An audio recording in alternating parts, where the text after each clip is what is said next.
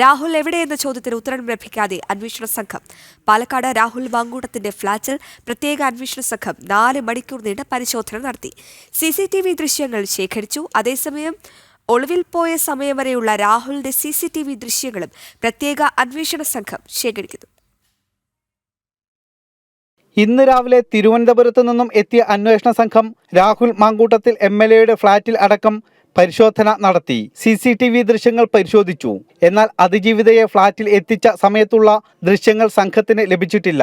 രാഹുൽ ഫ്ളാറ്റിൽ നിന്നും അവസാനമായി ഇറങ്ങിപ്പോകുന്ന ദൃശ്യങ്ങൾ ലഭിച്ചിട്ടുണ്ട്.